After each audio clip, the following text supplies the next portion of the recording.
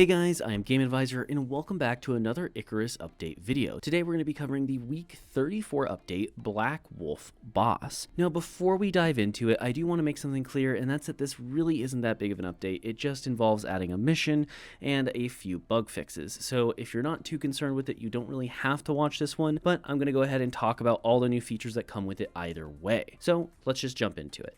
Now, the new thing that they've added is the Black Wolf Boss. This is basically the same enemy you've been seeing if you've done any of the extractions from the big Steam looking vent things that give you exotics. This is the same little Black Wolf Boss that spawns during that whole encounter that you're doing.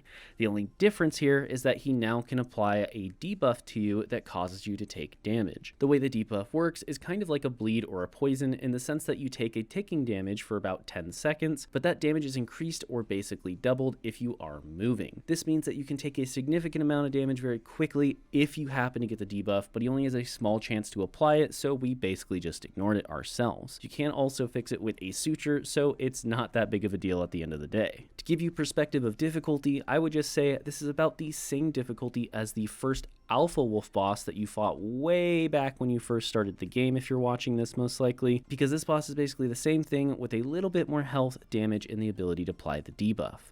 The new mission is going to require you to, of course, kill this guy, and you have to do it twice. It takes probably about an hour, so it's really easy. It's probably one of the easier missions we've done in the recent history that they've put out, but nonetheless, it is a new mission, so you can check it out, and it will also unlock the ability for you to make two new items, the Black Wolf Arrows and the Black Wolf Knife.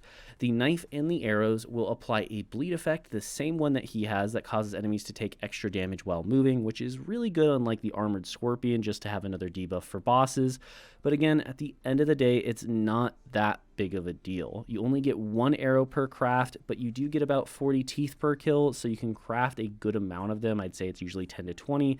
Again, I don't think it's that useful. It's more so just, hey, here's another item we added. And to be honest, the actual art design, in my personal opinion, doesn't look that good for these items. They look very cave wormy, but just with some slightly different textures. They don't really say, hi, this is a wolf dagger, or hi, this is a wolf arrow. They just seem very generic, and that could just be my opinion. I'm not trying to bag on the devs.